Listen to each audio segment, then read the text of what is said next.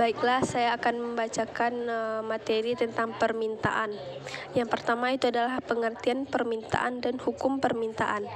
Permintaan adalah suatu proses dalam meminta sesuatu atau sejumlah barang yang dibeli atau diminta pada suatu harga dan waktu tertentu.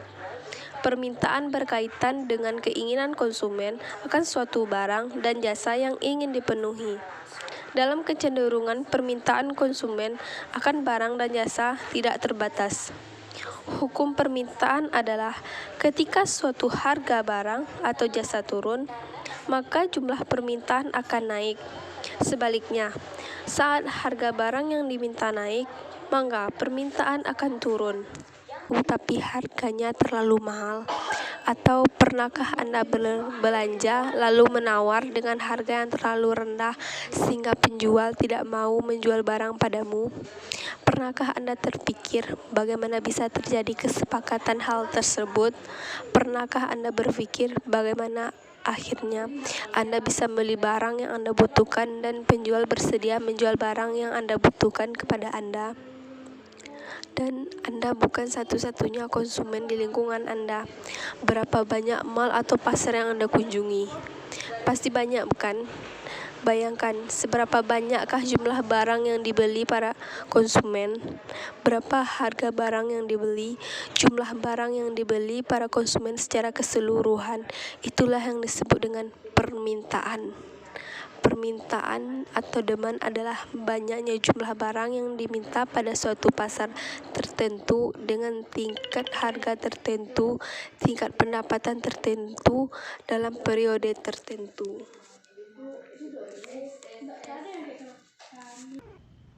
Selanjutnya yaitu jenis-jenis permintaan. Jenis-jenis permintaan terbagi menjadi 3 bagian. Yang pertama yaitu permintaan efektif.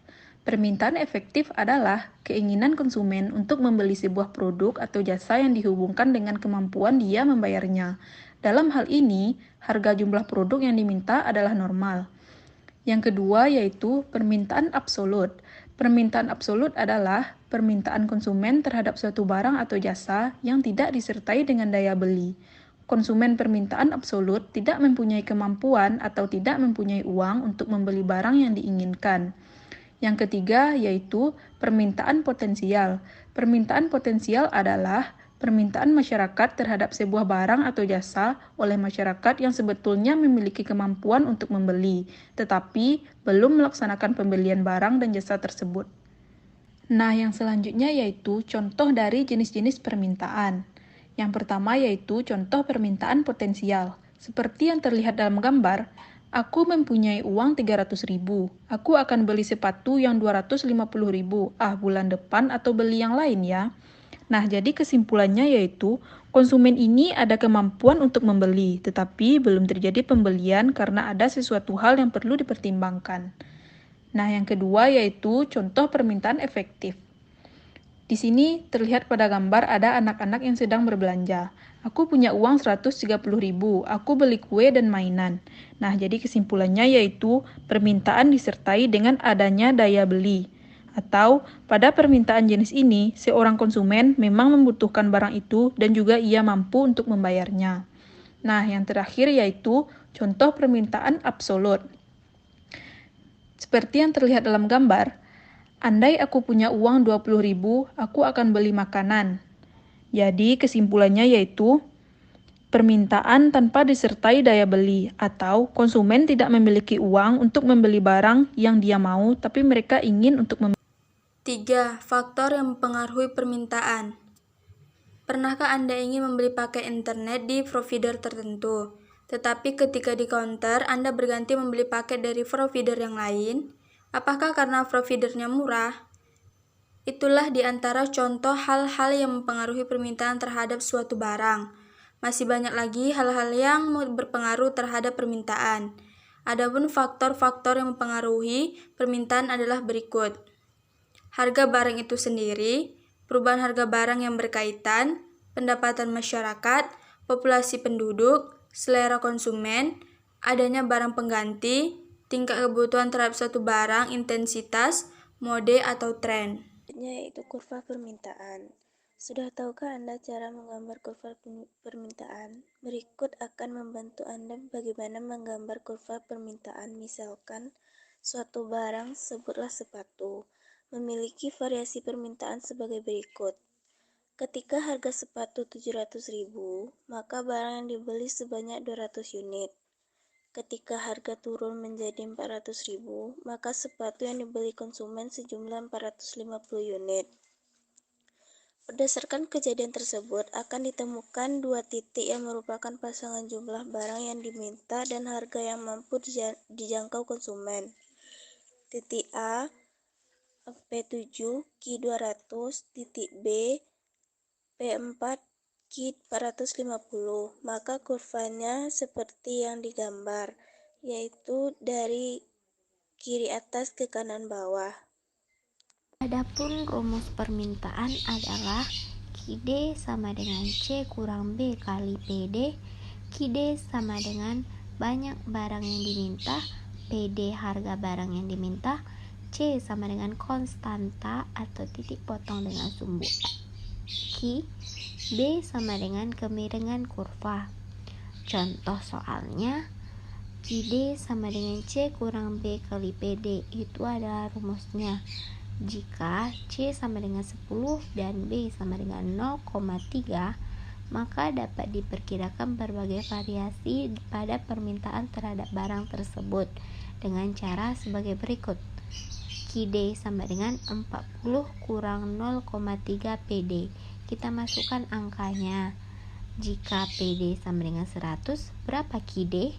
Jawab. QD sama dengan 40 kurang 0,3 kali PD. Kita masukkan PD-nya ke 100, jadi 40 kurang 0,3 kali 100. Berarti hasilnya 40 kurang 30 sama dengan 10. Baiklah, kita masuk ke contoh soal fungsi permintaan. Saat harga barang 20.000 per unit, permintaan Rifka sebanyak 2 unit. Namun, saat harga barang turun menjadi 18.000 per unit, permintaan Rifka naik sebanyak 3 unit. Berapakah fungsi permintaan Rifka? Dapat kita ketahui dari soal tadi, ada Q1 sama dengan 2, P1 sama dengan 20.000, Q2 sama dengan 3, dan P2 sama dengan 18.000. Kita hitung menggunakan persamaan garis lurus. Rumusnya adalah Q kurang Q1 per Q2 kurang Q1 sama dengan P kurang P1 per P2 kurang P1. Kita masukkan angka ke dalam rumus. Jadi Q kurang 2 per 3 kurang 2 sama dengan P kurang 20.000 per 18.000 kurang 20.000. Kita jumlahkan menjadi 3 kurang 2, 1. Jadi Q kurang 2 per 1 dan 18.000 kurang 20.000 adalah min 2.000. Jadi P kurang 20.000 per min 2.000. Selanjutnya kita kali silang. 2 kita kali ke penyebut yang P di bawah. 2 kali 2 min 2.000, min 2 kali min 2.000, min kali min positif menjadi 4.000 di depan, dan Q kali min 2.000 menjadi negatif, min 2.000 Q. Lagi yang P kita kali silang ke yang Q ke penyebutnya.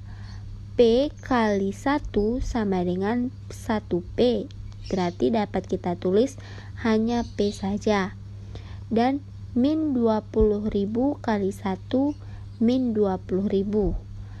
Kita pindahkan 4.000 yang di depan ke bagian P menjadi min 2.000 Q sama dengan P kurang 20.000 kurang 4.000 karena pindah ruas menjadi min, menjadi min 2.000 Q sama dengan P kurang 24.000.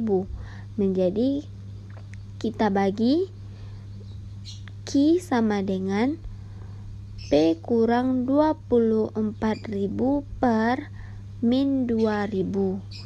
yaitu hasilnya menjadi Q sama dengan 12 kurang 0,0005P.